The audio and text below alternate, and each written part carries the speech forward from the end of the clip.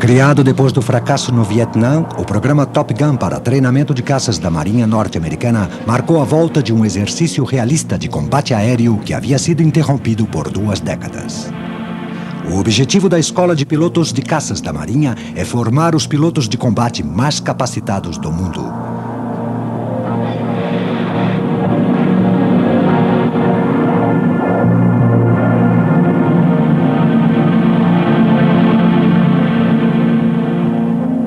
Tudo sobre aviões de combate. Top Gun.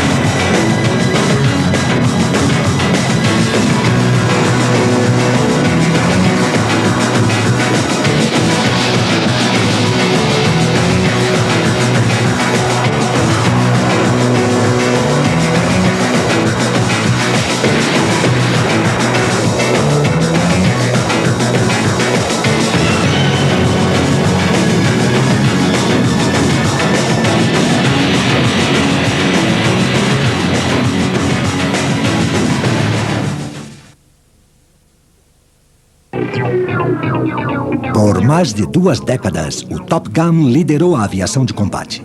Imortalizado por Hollywood em 1987, seus pilotos eram respeitados como os melhores entre os melhores, a elite dos aviadores navais.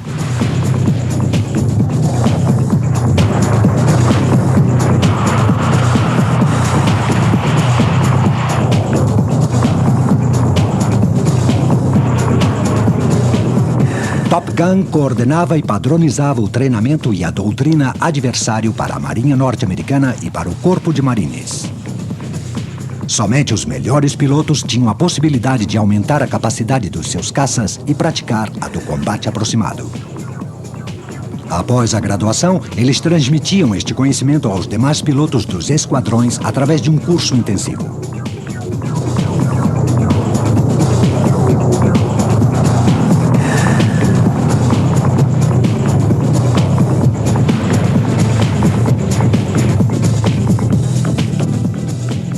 Como na série de exercícios Red Flag da Air Force, o Top Gun foi projetado a partir dos erros cometidos pelos pilotos norte-americanos na Guerra do Vietnã.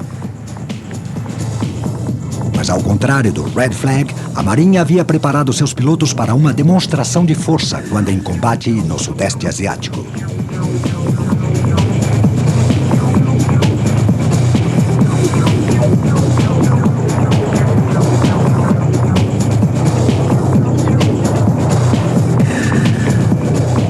Durante o combate aéreo na Coreia, os caças dos Estados Unidos estabeleceram um grande domínio sobre os MiG-15, conseguindo uma média de 6 aviões abatidos para cada aeronave destruída.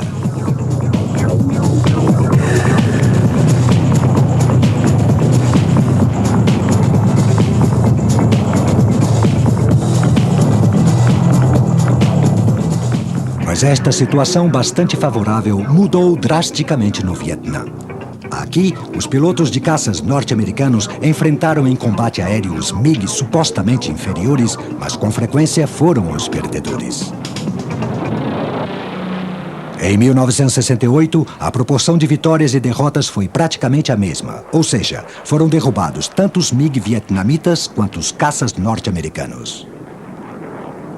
O Crusader da Marinha teve a melhor performance entre os caças norte-americanos, uma baixa para cada 6 aviões abatidos. O F-4 Phantom era mais rápido e potente que o seu adversário MiG, mas não possuía metralhadora. Além disso, sua estratégia de ataque fazia com que os pilotos dos Phantom combatessem em pé de igualdade, não se estabelecendo uma superioridade aérea como ocorreu na Coreia.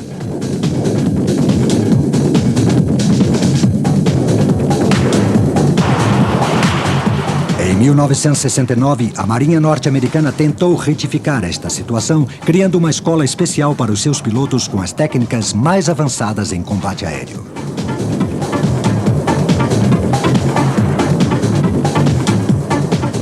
Os Top Gun nasceram a partir de um informe realizado pelo veterano da Segunda Guerra Mundial, capitão Frank Ott. Depois de comandar o porta-aviões de combate US Coral Sea, Ott fez um amplo relatório sobre o porquê do fracasso norte-americano no Vietnã. Em seu informe, Ott tentou relatar tudo o que fosse relacionado com o combate: sistemas de armamento, performance e preparação de aviões e pilotos. Grande parte do problema era a falta de segurança dos radares e a deficiência dos mísseis.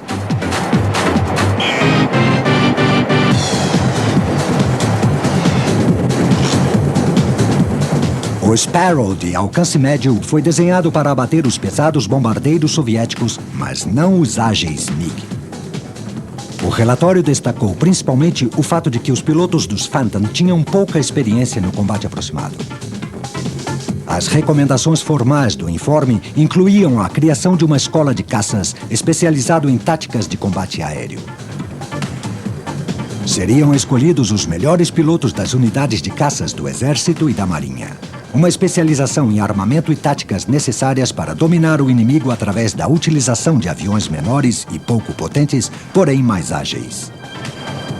De volta às suas unidades, os pilotos ocupariam as funções de instrutores de manobras de combate aéreo, o ACM.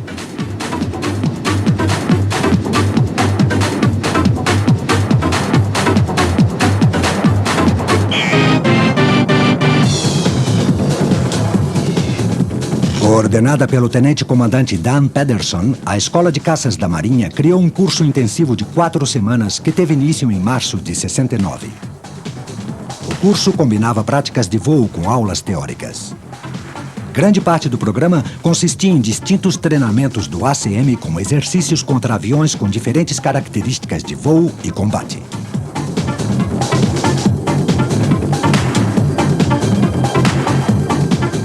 O treinamento dos pilotos deveria explorar ao máximo as capacidades do Phantom Biplace armado com mísseis. Os instrutores do Top Gun utilizavam o Skyhawk para simular os MiG-17, mas os alunos também lutavam contra interceptadores Crusader e Delta, imitações dos MiG-21 supersônicos.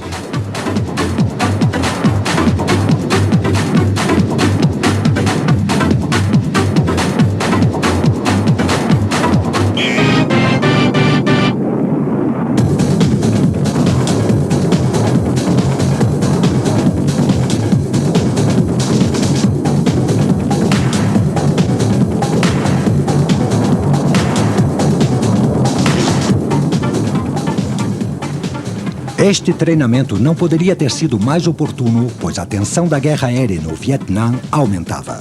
Em janeiro de 72, 21 grupos de 6 a 8 pilotos, cada um, foram graduados como Top Gun.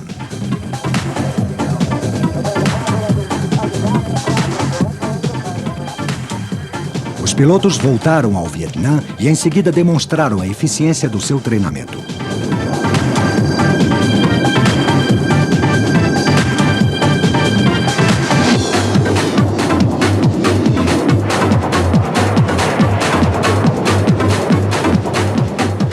Os Top Gun haviam revertido a capacidade de combate do Phantom. A escola foi reconhecida como líder tático para o F-4. As novas técnicas proporcionaram um maior e melhor rendimento aos aviões, aos sistemas de radar e aos mísseis.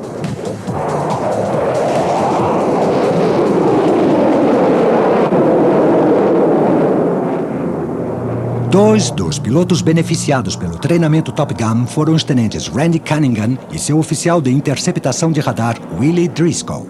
Em janeiro de 72, Cunningham colocou em prática o seu treinamento de mais de 150 exercícios no ACM ao abater um MiG-21 norte-vietnamita. Uma primeira vitória em quase 2 anos. Outras se seguiriam.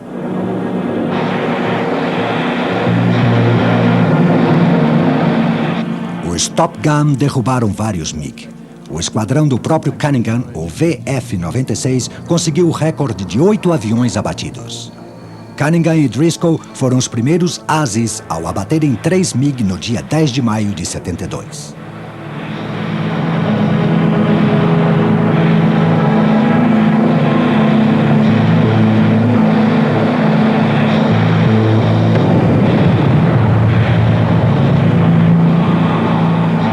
Quando as forças norte-americanas abandonaram a zona de guerra do Vietnã, esses pilotos tinham abatido 25 aviões e somente sofreram 2 baixas. Esta proporção de 12 para 1 contrastava com a de 2 a 1 da Força Aérea. O investimento da Marinha no treinamento de combate aéreo demonstrou a sua eficiência.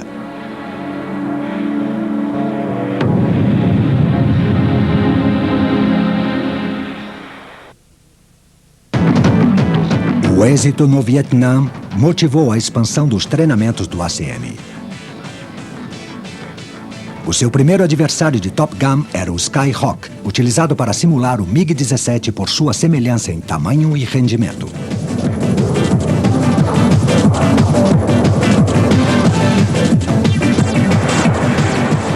Depois de 3 anos como parte do esquadrão de treinamento VF-121 da Marinha, o Top Gun foi constituído como um comando independente em 1972.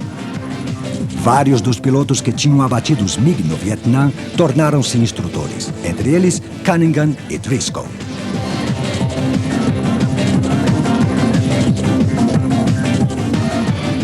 Em 1973, os Skyhawk foram utilizados para comprovar a capacidade de combate aéreo do recente caça da Marinha, o F-14 Tomcat. O Skyhawk era adequado à simulação, mas o Top Gun necessitava outro avião com um rendimento superior para representar o MiG-21.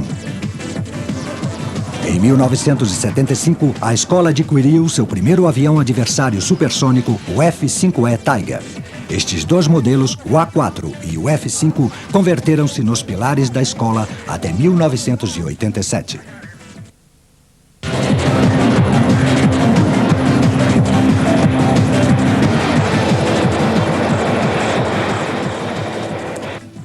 A razão pela qual utilizamos o F-5 no treinamento dos Top Gun é por ser um excelente simulador dos MiG-21. Atualmente é um dos aviões mais exportados do mundo.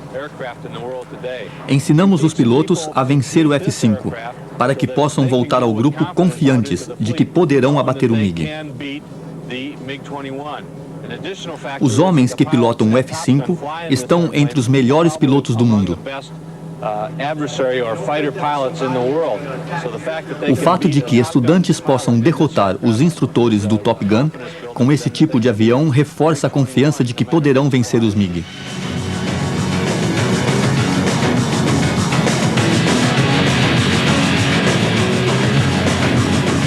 Basicamente, trata-se de conseguir reforçar a confiança e a capacidade dos pilotos.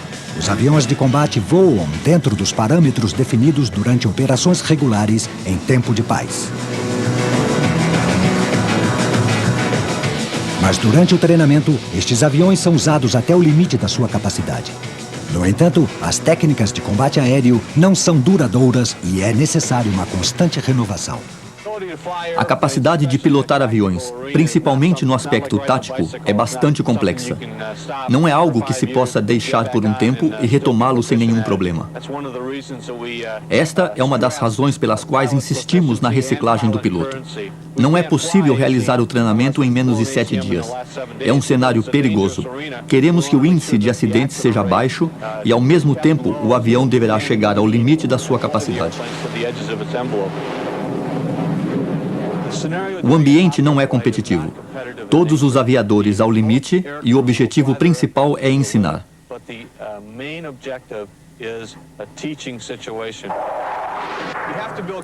Em primeiro lugar, ensinamos a adquirir confiança na hora de pilotar. Em segundo lugar, pilotar o seu avião contra outro igualmente preparado. Isso é o que fazemos aqui. Explorar as possibilidades de nossos aviões e as debilidades de nossos inimigos.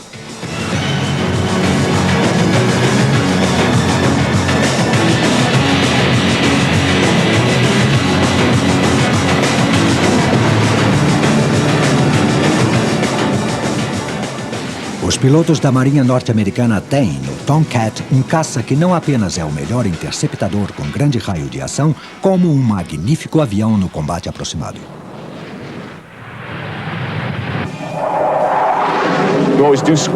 Sempre apertamos o gatilho, inclusive nos treinamentos. Deste modo, quando temos um míssil de verdade, faremos exatamente o mesmo. Só que, ao apertar o gatilho, o míssil será disparado.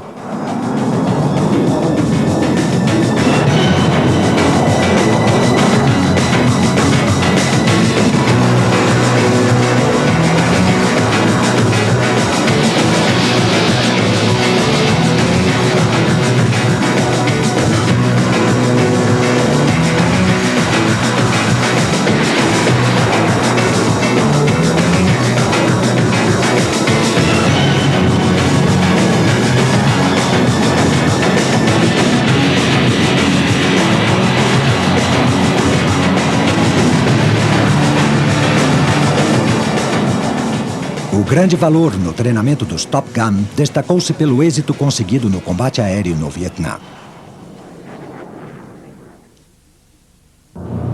O primeiro foi contra os caças Sukhoi e os MiG líbios nos anos 80.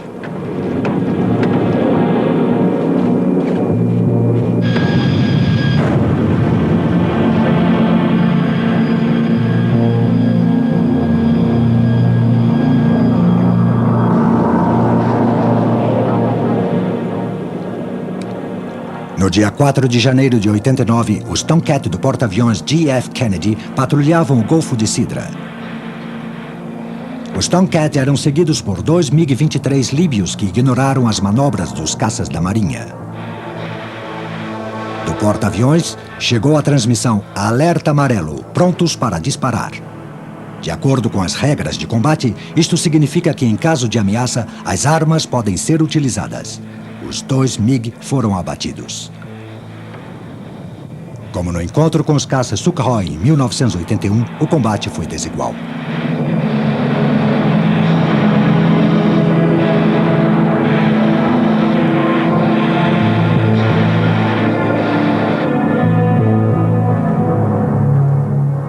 Os A4 e F5 eram excelentes simuladores para os MiG da velha geração. Porém, em meados dos anos 80, os Top Gun necessitariam um novo adversário que simulassem os novos caças soviéticos. Foi então que surgiu o F-16N Fighting Falcon. A impressionante atividade em Miramar recebeu o título de A Vila dos Caças Norte-Americanos. Diariamente, eram vistas dezenas de piruetas feitas pelos instrutores que pilotavam estes 3 aviões adversários, além dos Tomcat, pilotados pelos estudantes do Top Gun.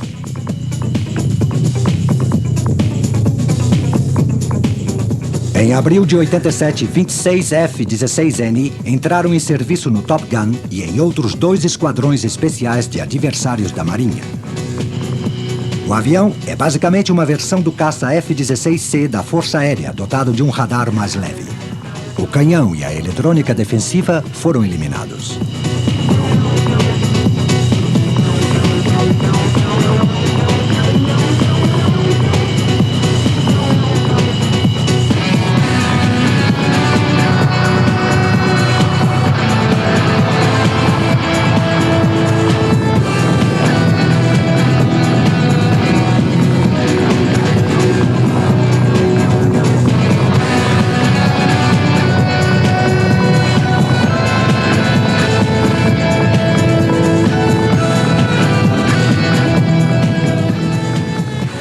Esta combinação de pouco peso e um motor muito potente converteu o F-16N na versão de melhores rendimento e manobra construída do F-16.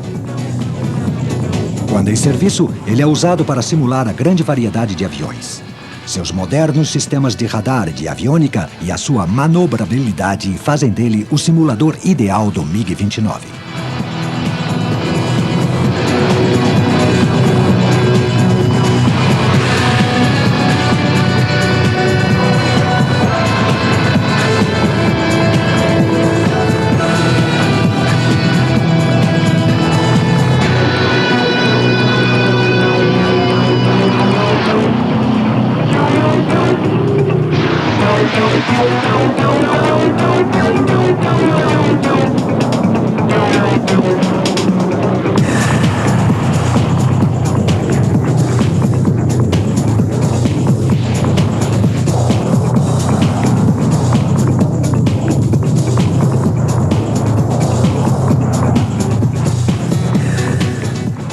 O informe de operação aos pilotos depois do treino de combate aéreo é tão importante como o próprio combate. O Top Gun utiliza um sistema conhecido como Sistema de Treinamento Tático de Combate para Aviadores, o TACTS, que é um informe da operação com capacidade para seguir até 36 aviões, simular lançamentos de mísseis e registrar todas as manobras dos pilotos para que aprendam com seus próprios erros. Depois de instruir o Top Gun, Randy Cunningham foi promovido ao comando de um esquadrão agressor. Ele destaca a importância do TACTS.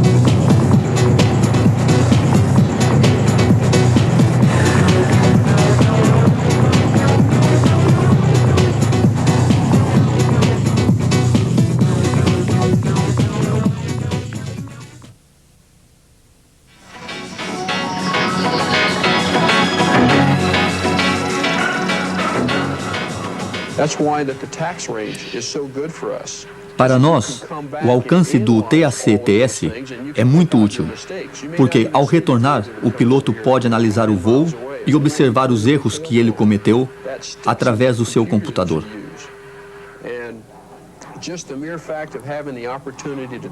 Os treinamentos diários são fundamentais para o êxito dos pilotos.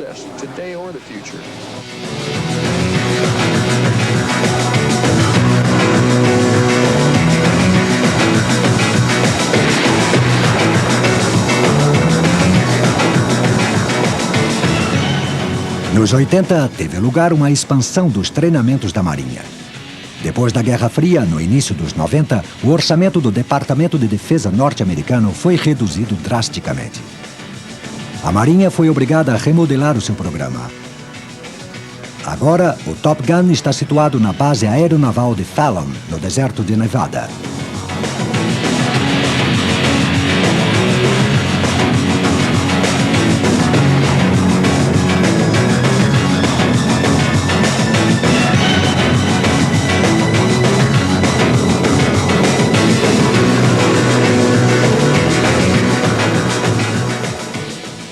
Em Miramar, os primeiros ataques dos Top Gun foram estampados num muro comemorativo. Em Fallon, a escola mantém esta tradição com muito orgulho.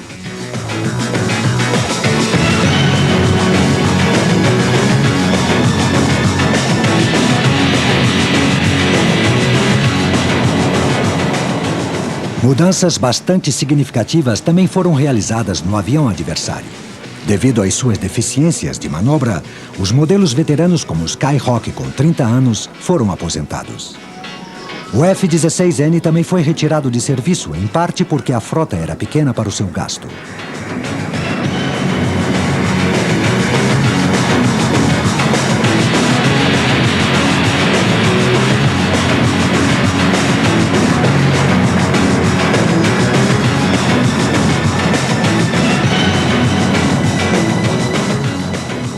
Depois da entrada em serviço do FA-18 em 1984, o Top Gun expandiu sua atuação apoiando os esquadrões de Hornet, Tomcat e Adversary. Em 1991, o Top Gun adquiriu aviões F-14. Essas são pinturas de um Tomcat iraquiano e de um Sukhoi Flanker russo.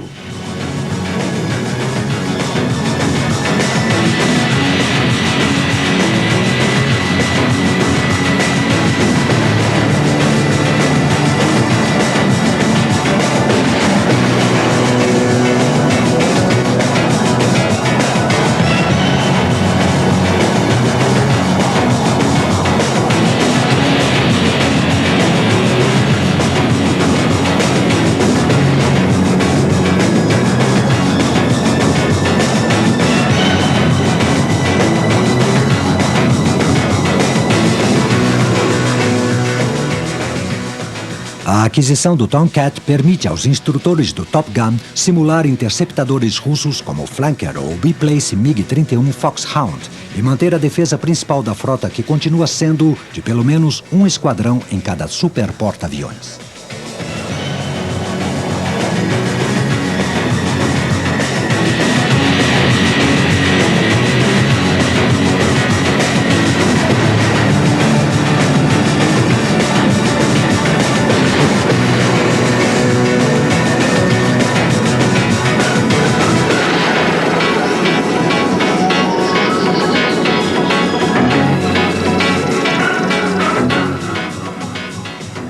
Atuando como caça de ataque, o Hornet converteu-se no principal avião adversário de combate do Top Gun.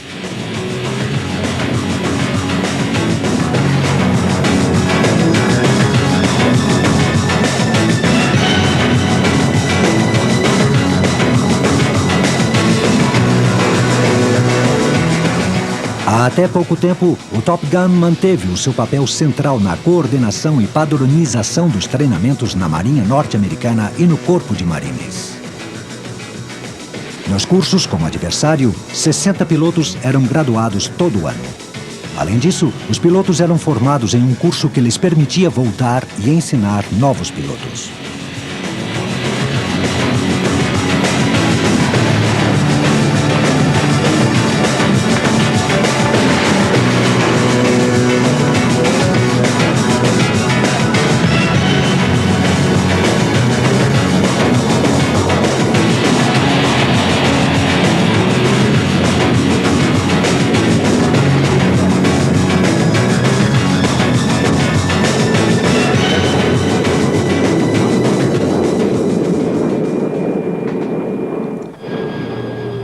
Em 1993, o Top Gun tinha realizado a transição completa do Tomcat para preencher suas necessidades como adversário.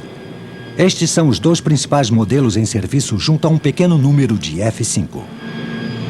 A maioria dos aviões leva desenhos de camuflagem similares aos de nações potencialmente inimigas.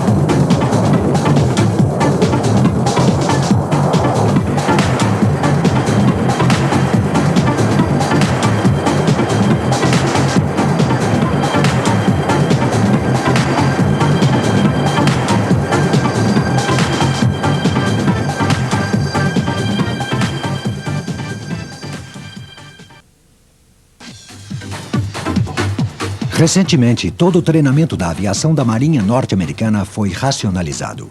Coincidindo com a transferência da base de Miramar para Fallon no início de 96, o Top Gun desestruturou-se.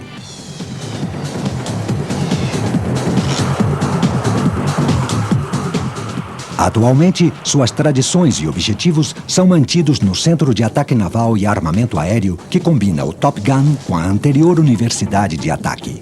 Este centro está destinado a ser o núcleo do treinamento de combate da Marinha do século XXI.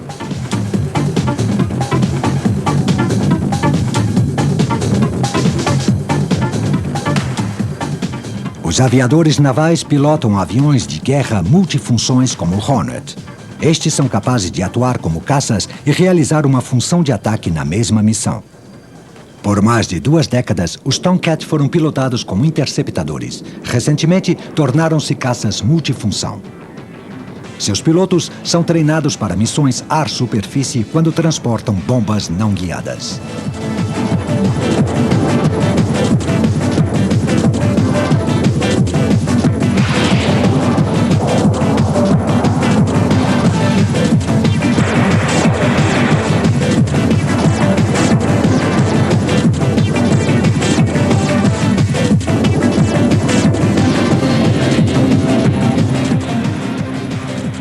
O treinamento em Fallon integra todas as funções específicas da aviação da Marinha norte-americana: ataque à guerra eletrônica, comando, controle e caça.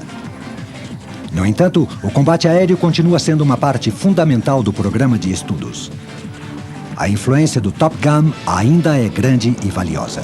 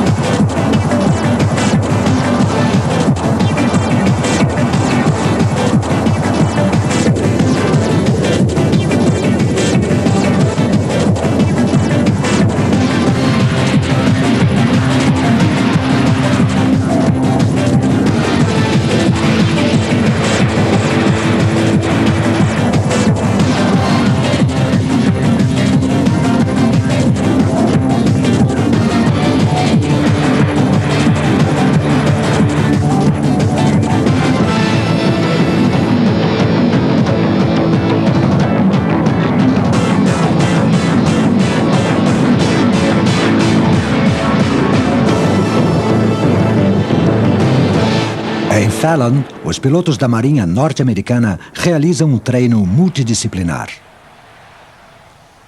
Mesmo que centradas no ataque, a missão ar-ar é a mais importante. Randy Cunningham, as contra os MiG no Vietnã, instrutor no Top Gun e mais tarde comandante de um esquadrão adversário, resume o treinamento com as seguintes palavras.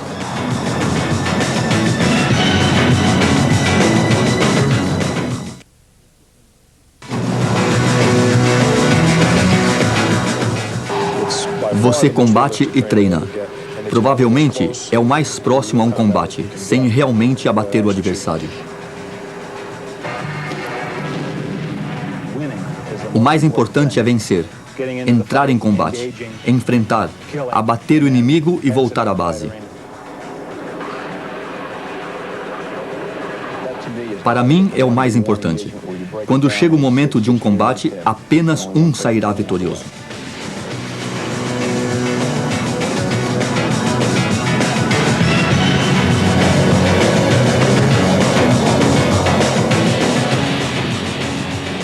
O Top Gun ainda existe na base naval de Fallon.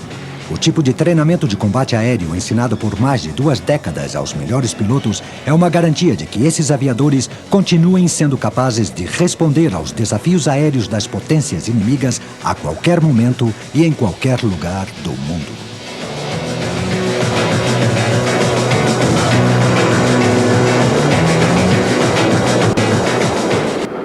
O Dassault Rafale é o avião de combate mais importante da França.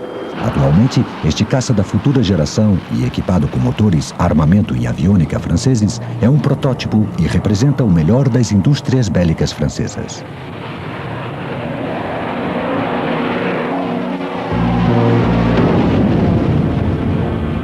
Dassault afirma que a sua última criação representa um programa ambicioso que garantirá o futuro de toda a indústria aeronáutica francesa.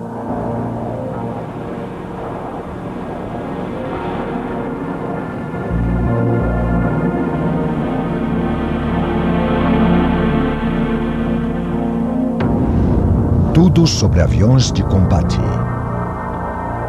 O Rafale.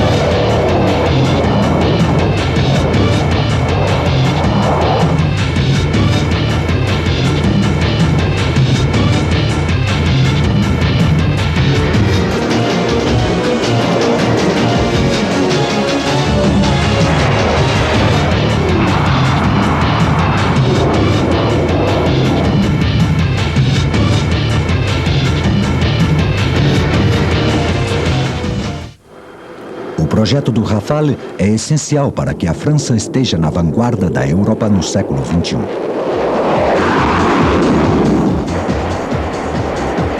O Rafale está sendo projetado por Dassault Aviation, uma empresa com excelentes aviões de combate, não apenas na França, mas também em dezenas de países.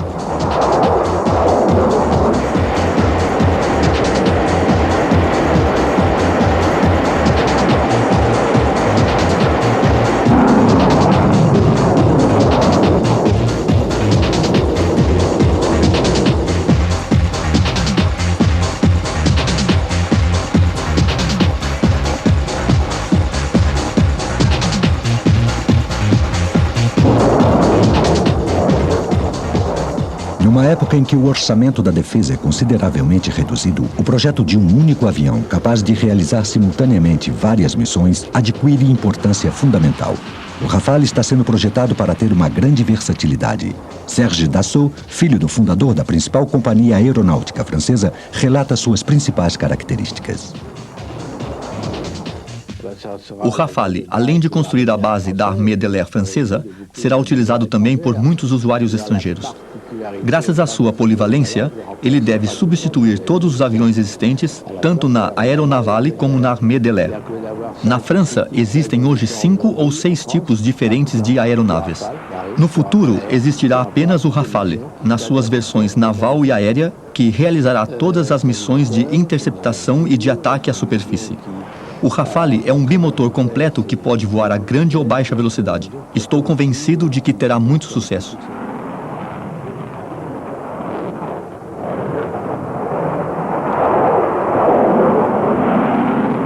O projeto Rafale teve início em 1982 com o AC-X, avião de combate experimental, que seria o sucessor do Mirage 2000. A França também participou das reuniões preliminares do projeto pan-europeu Eurofighter, porém discordou de alguns parâmetros do seu desenho.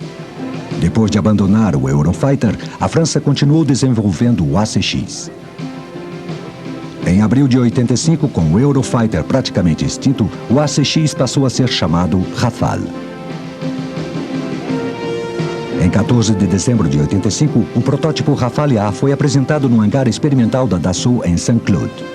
Este avião, com moderno desenho aerodinâmico, possuía 2 novos motores SNE-CNA M88, um sistema de controle fly-by-wire e previa a utilização intensiva de compostos de fibra de carbono.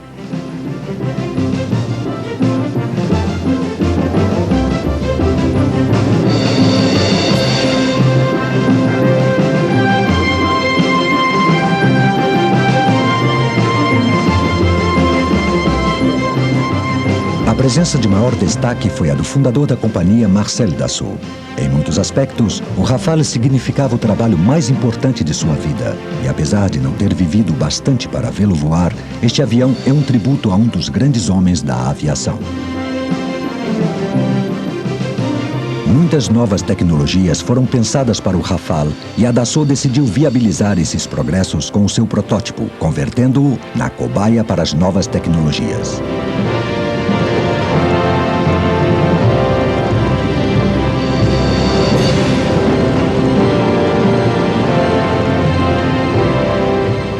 Depois da sua apresentação, o Rafale A foi transportado até o centro de provas da Dassault em Istres. Na manhã do dia 4 de julho de 86, seu melhor piloto de provas, Guy Mito Mauroy, realizou o voo inaugural.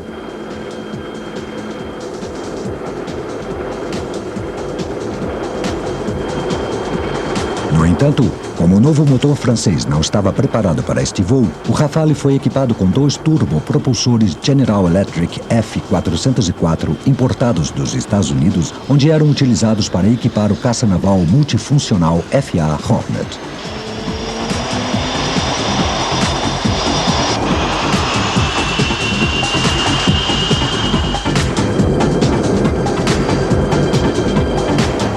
Terminados os preparativos, o primeiro voo foi realizado com grande sucesso. Durante 1 hora, o Rafale atingiu a velocidade máxima de Mach 1.3, uma altitude de 11.000 metros e acelerações de manobra de 5G. O programa Rafale já era uma realidade.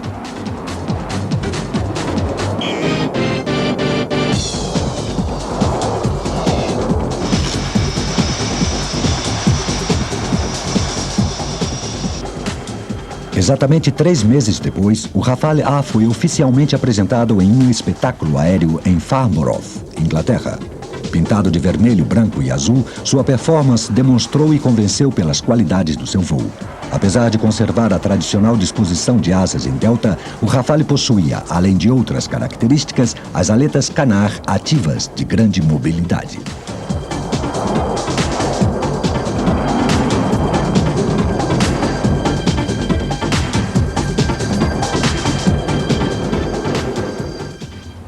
O vice-presidente e diretor técnico da Dassault, Bruno Revelin-Falcos, explica os motivos desta importante preferência na configuração do avião. Há muito tempo que estamos trabalhando em diferentes fórmulas aerodinâmicas no centro da Dassault. Construímos aviões verticais, projetamos aviões com geometria variável, aeronaves com ou sem planos posteriores de estabilização e aviões com planos dianteiros de estabilização, ou seja, os Canard. Graças a essa experiência, fruto de quase 30 anos de atividade, optamos por adotar o Rafale de uma aerodinâmica chamada asas em delta e Canard. É a configuração que permite uma maior manobrabilidade e os maiores ângulos que um piloto pode realizar quando em combate. Ao mesmo tempo que lhe permite voar a grande velocidade perto da superfície, possibilita uma velocidade reduzida, como a que é utilizada para aproximação em um porta-aviões, praticamente a mesma velocidade. Portanto, graças a esta fórmula, conseguimos velocidades baixas para aproximação e aterrissagem, altas velocidades para as penetrações e melhor capacidade de manobra em combate.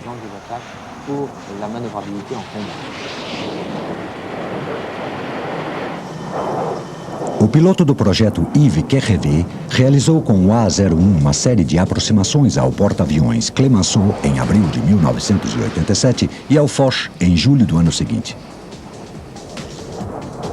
Em meados de 89, já havia realizado 92 quase aterrissagens nos porta-aviões franceses. Mesmo sendo incapaz de aterrissar, o A-01 teve grande importância na simulação de aproximação. Outro acontecimento importante ocorreu durante o voo de número 93, em março de 87. Um A-01 atingiu a velocidade Mach 2, além do perfeito aproveitamento das válvulas de entrada de ar e da fuselagem dianteira.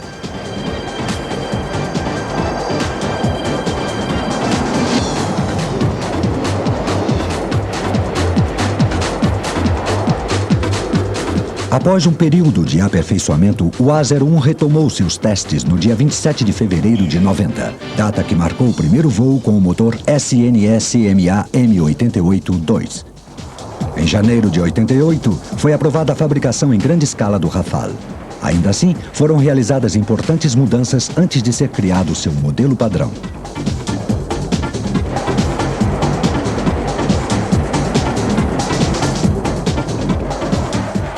Desde o início, o ACX foi projetado com determinadas características que reduziam o sinal do seu radar. Antes da aprovação do projeto, uma das últimas mudanças exigidas pela Délégation Générale pour l'Armement foi o desenvolvimento das suas características de invisibilidade, o que motivou a produção do Rafale D, conhecido como modelo discreto.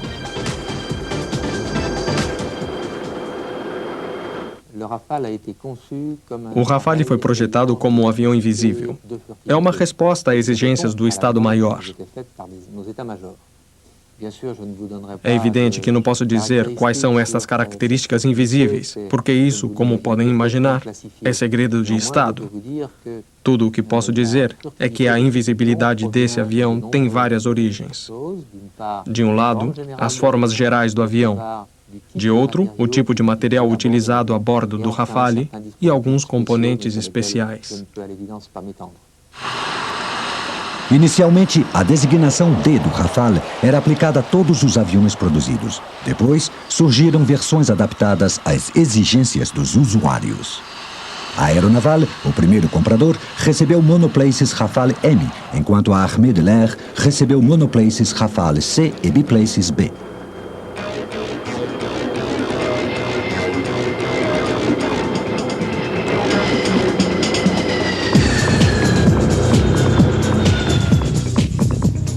A otimização do tamanho, a configuração e a produção do Rafale foram obtidas com eficientes estruturas aerodinâmicas e com a utilização do computador nas fases de desenho e fabricação. O Rafale foi projetado e construído por um programa conhecido como CATIA, ou seja, Concepção Assistida e Tridimensional Interativa.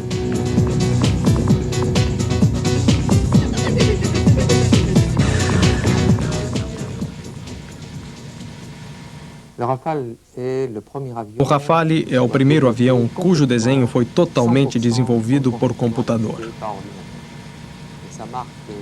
Este foi um passo muito importante para a Dassault Aviation.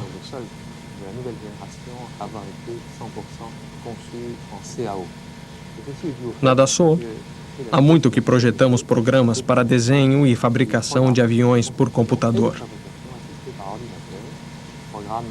Estes programas são exportados para todo o planeta através da nossa filial Dassault Systèmes, a primeira companhia do mundo em desenho e fabricação de aviões por computador.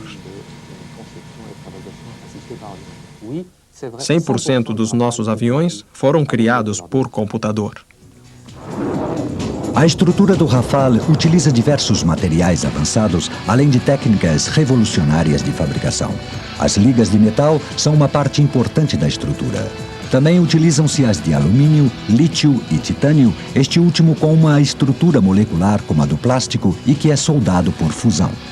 O Kevlar e as fibras de carbono são utilizados como base da estrutura principal, ou seja, na fuselagem, nas asas e na aleta.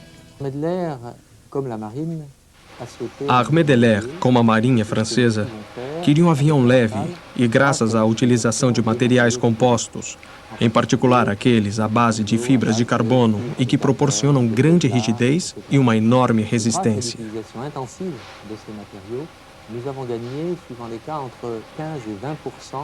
Utilizando esses recursos, reduzimos de 15% a 20% o peso do Rafale em relação às outras aeronaves.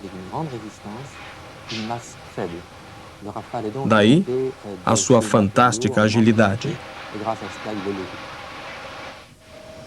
Gradualmente, os primeiros Rafale foram se aperfeiçoando no decorrer de 1990. O Rafale C-01, apresentado em 29 de outubro do mesmo ano em Saint-Cloud, era 4% menor e mais leve que o seu antecessor, o Rafale A.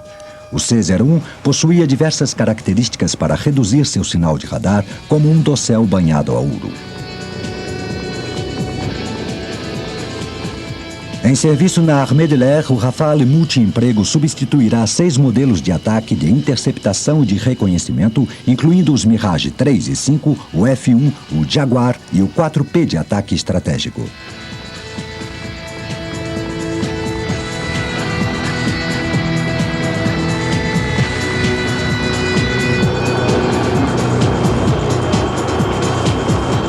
O C-01 foi até Istres em 31 de outubro e, depois dos testes de velocidade em terra, realizou o seu voo inaugural em 19 de maio de 91.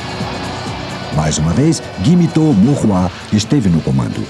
Em uma hora de voo, o C-01 atingiu Mach 1.2 com um motor de pós-combustão e necessitou 900 metros para sua aterrissagem.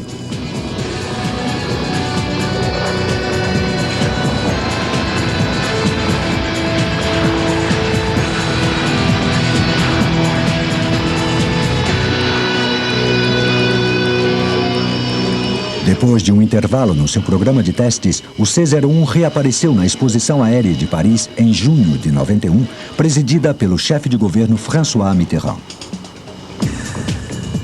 Era o seu 17º voo. No ano seguinte, obteve a aprovação oficial.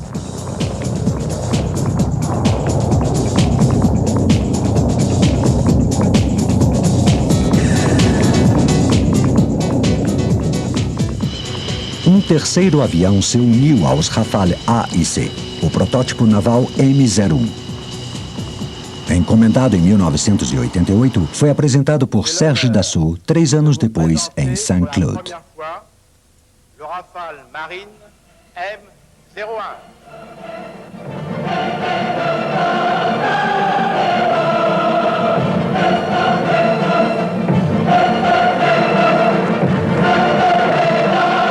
A variante naval compartilha 80% da estrutura e 90% dos sistemas do Rafale C. Devido ao campo de operações, sobretudo a bordo de um porta-aviões, o Rafale M conta com um trem de aterrissagem Messier Hispano-Bugatti, reforçado para as manobras no convés. Inclui uma barra de catapulta no nariz.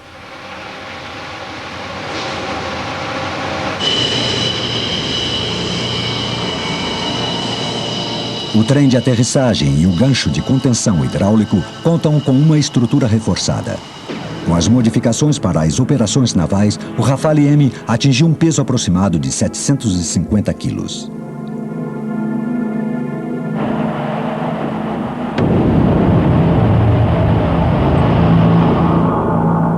Em 12 de dezembro de 1991, o M01 decolou da base de Istres e realizou uma performance brilhante. Após Guimito Mourois aposentar-se como piloto de testes militares, o avião passou a ser pilotado por Yves Querrevet, inaugurando o posto de comandante dos pilotos de provas militares da Dassault.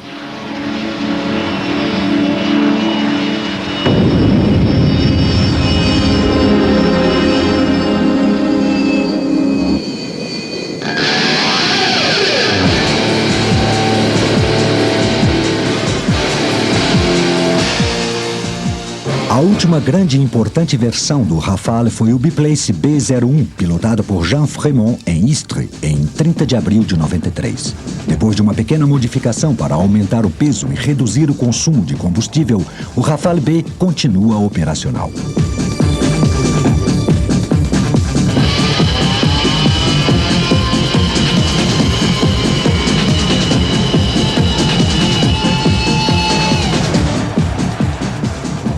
Um segundo protótipo naval, o M-02, voou pouco depois, elevando o total de aviões a 5.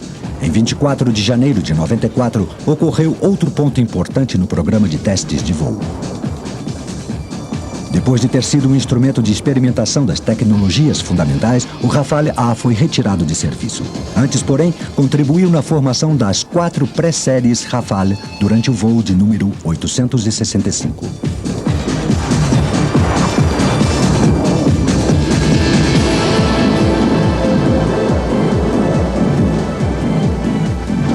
A configuração aerodinâmica, as características de invisibilidade e os materiais avançados são componentes básicos da estrutura do Rafale. São os sistemas como motor, aviônica e armamento que lhe proporcionam sua capacidade de combate.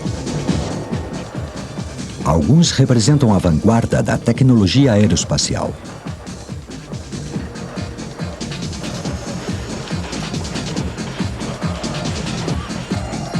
A potência do Rafale é fornecida por 2 motores turbo-reatores SNE-CMA M88-2, cada um com 49 kN em seco e 73 kN de empuxe com pós-combustão. Seu rendimento é comparável com o do turbo-reator ATAR, que também equipa o Mirage F1, 40% mais curto e 45% mais leve do que o M88. Isto representa um 88% de melhoria na proporção empuxo-peso, além de uma enorme segurança e facilidade na manutenção. Para compensar que os aviões em combate aumentam seu peso, o potencial de empuxo é de 25%.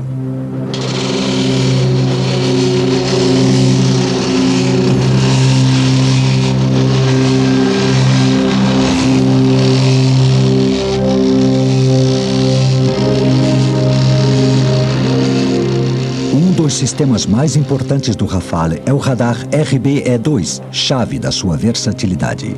O RBE-2 é o primeiro radar operacional de caças europeus no qual a exploração eletrônica do raio substituiu a tradicional antena inclinada operada mecanicamente. Construído por Thomson CSF e Dassault Electronique, o radar obtém seu sinal de uma antena eletrônica de 2 dimensões.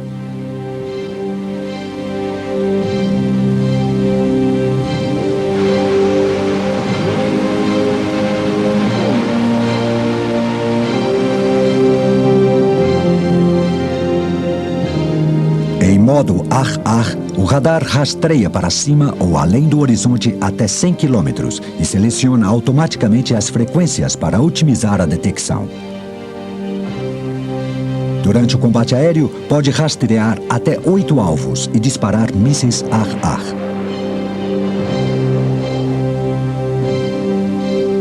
A maior agilidade do raio e dos processadores de dados que realizam muitas operações a cada segundo permitem que o radar intercale funções como rastrear e atacar alvos aéreos, ao mesmo tempo que a aeronave realiza um voo de reconhecimento do terreno.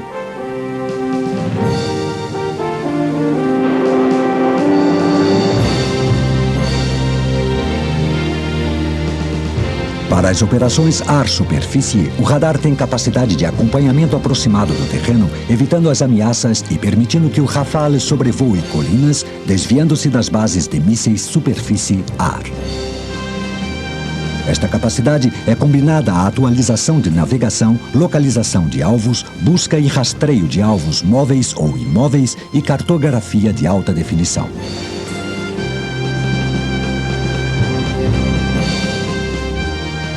O ataque marítimo será uma missão importante do Rafale e a detecção e rastreio de barcos a grande distância pode ser um prelúdio para os ataques com mísseis de voo rasante. O radar rastreia ainda o próprio porta-aviões do Rafale, facilitando a aproximação e sua recuperação.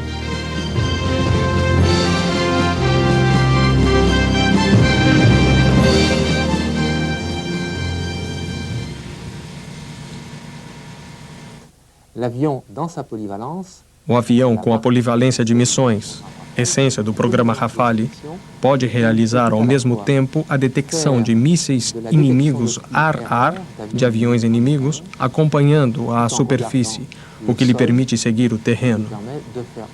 Assim, graças à antena de varredura eletrônica, temos um avião dotado de capacidades plenas, polivalente em ar-ar e ar-superfície. A capacidade do radar é reforçada por uma combinação de detecção passiva e ajuda de rastreio conhecidas como OSF, Optrônica de Setor Frontal.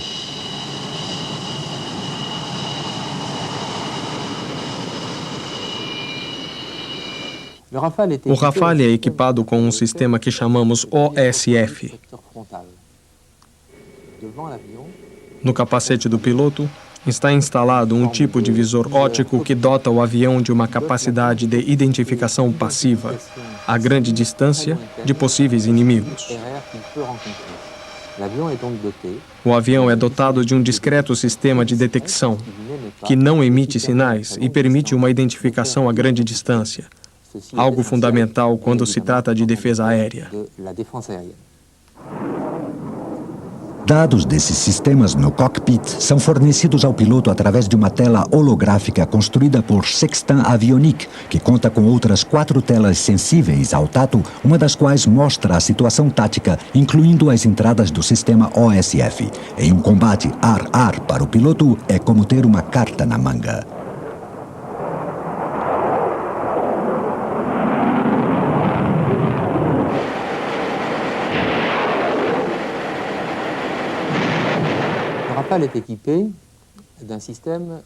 O Rafale está equipado com um sistema de visor no capacete, através do qual, com um simples movimento de cabeça, o piloto designa o ângulo para enfrentar um outro avião em um combate ar-ar.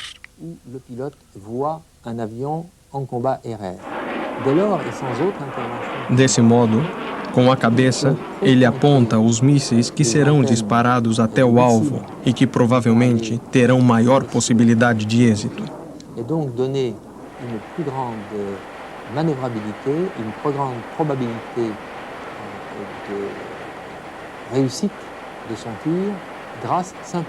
E, ao mesmo tempo, o piloto conserva ainda as suas mãos livres para outras manobras.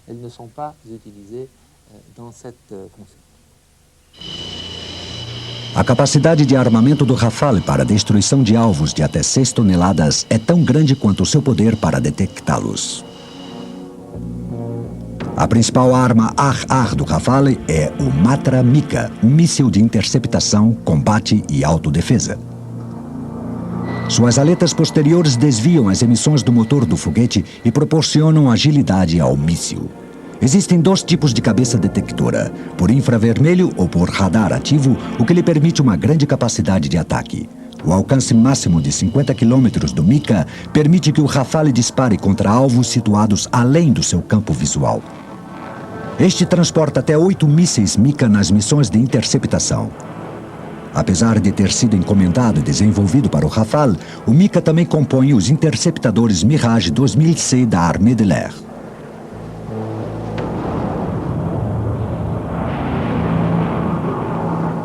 O Mika de médio alcance conta com o apoio do míssil Matra Magic 2 ar-ar, guiado por infravermelhos para combates aéreos a curta distância.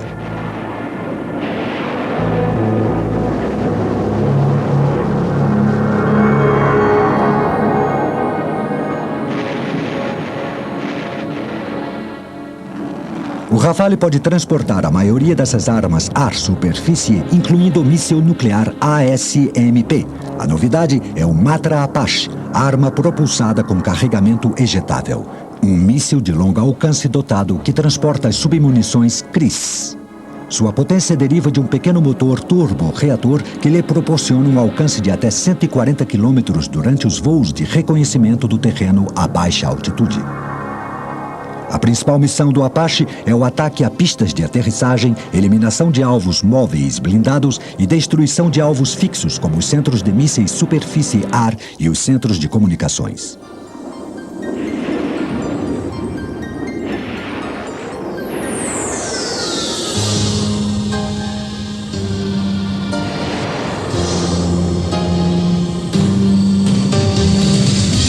Em 12 de junho de 92, em Lakehurst, na Nova Jersey, foi realizada uma série de provas de catapulta e fios de detenção. Antes que o avião fosse testado no convés de um porta-aviões, seu trem de aterrissagem modificado foi testado em base. Pilotado por uma equipe de pilotos do Centre d'Essai en Vol e da Marinha Francesa, comandados por Yves Querrevet, o M-01 realizou uma série de decolagens com catapulta, aterrissagens com gancho de detenção e aproximações simuladas de aterrissagem. Nesta primeira série de provas, um possível ponto fraco no nariz do avião foi detectado. Após as modificações necessárias, o M-01 voltou a Lakehurst para realizar uma segunda fase de testes.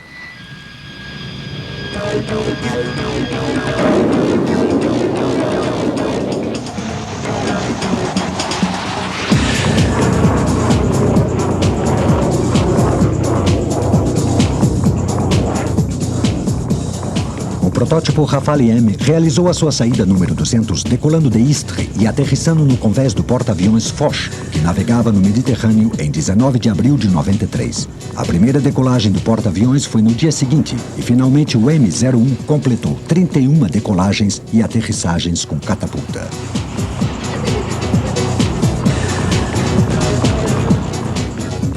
Devido ao seu tamanho relativamente pequeno, os porta-aviões franceses têm catapultas mais curtas que os seus equivalentes norte-americanos. Aviões com o peso operacional do Rafale M, ou seja, com uma carga operacional de armas e cisternas de combustível, necessitam de ajuda para a decolagem.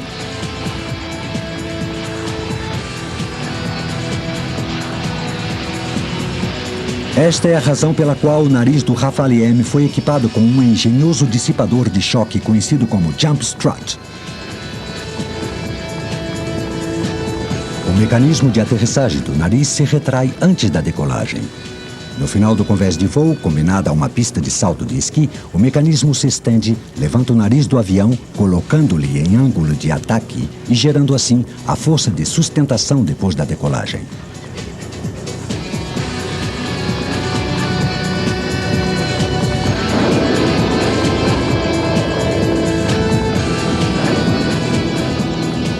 O Rafale M02 realizou as suas provas no convés em 1993 e os dois Rafale navais aterrissaram pela primeira vez no Foch no início de 94. Em dezembro de 92, foi dada a autorização para a produção do Rafale, mas com a redução orçamentária, a sua entrada em serviço sofreu um considerável atraso. Isso foi difícil para a aeronaval, que necessitava de um novo caça para substituir os seus antigos e obsoletos interceptadores Crusader. Para acelerar a entrada em serviço do Rafale M, foi dada a luz verde para que 40 exemplares tivessem um equipamento inferior sem determinados sistemas-chave como o OSF e o visor no capacete.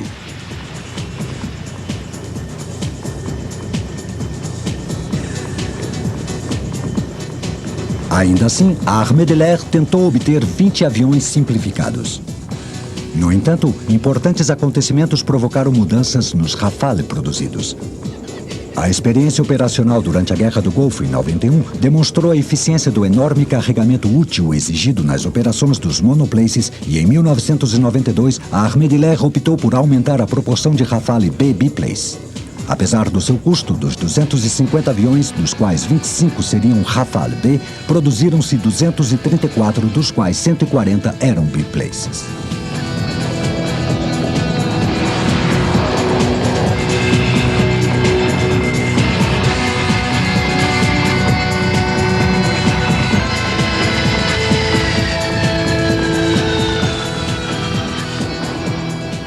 A extinção da União Soviética também prejudicou o projeto Rafale, como nos explica Serge Dassault.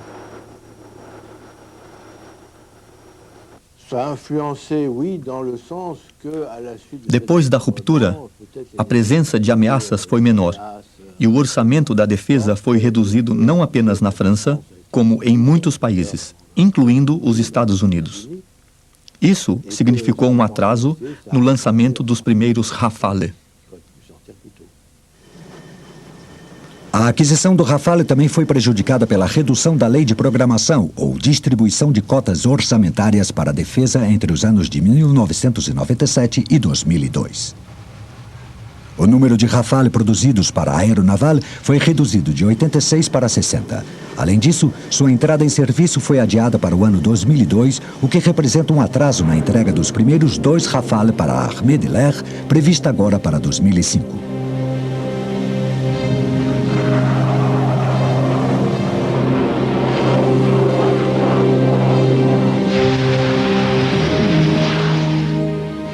Para equilibrar o número projetado de aviões vendidos, a Dassault está tentando promover o Rafale no mercado externo. A companhia prevê uma produção total calculada entre 800 e 1.200 Rafale. Esta sequência, intitulada Operação Casuar, foi realizada pela Dassault para promover as diversas capacidades operacionais dos Rafale.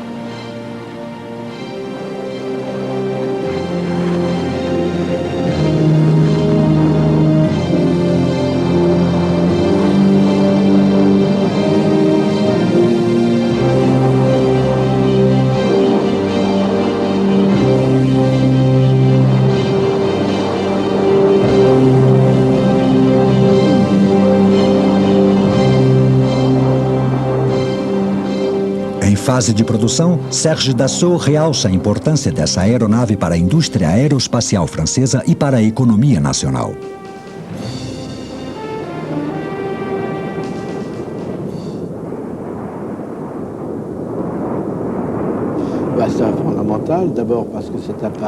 Este avião possibilitará um ganho para a economia francesa. Com os pedidos nacionais e internacionais e com o ritmo exigido na produção, geraremos trabalho.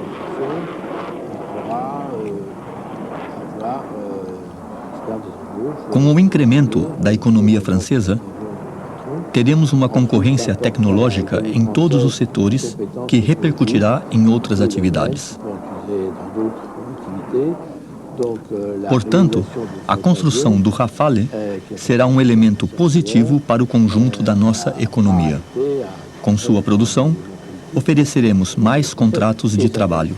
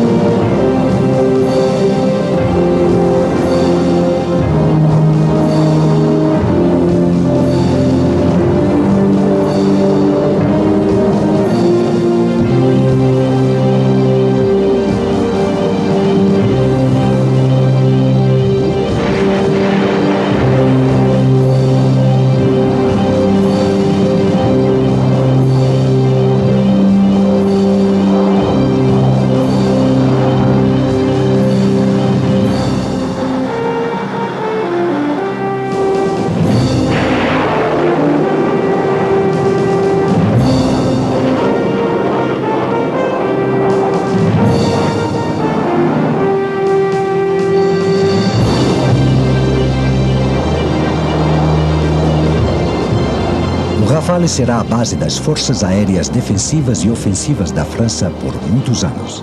Desenhado, desenvolvido e fabricado pela indústria aeroespacial privada francesa e equipado com aviônica, armamentos e outros sistemas de fabricação nacional, o Rafale garantirá que as forças armadas francesas permaneçam na vanguarda do combate aéreo no século XXI.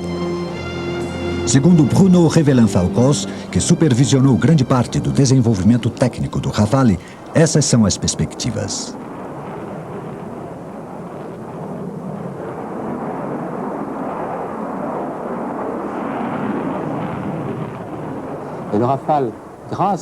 O Rafale, graças às suas possibilidades em adaptar-se às diferentes missões ar-superfície, ar-ar e ar-mar, é a resposta ideal para as necessidades atuais e futuras do mercado aeronaval, tanto o interno quanto o de exportação, e isso será a fonte do seu sucesso. Acredito firmemente que o Rafale representa, para l'Armée de l'Air, para a Marinha Francesa e para o mercado mundial, um avião temível e fabuloso.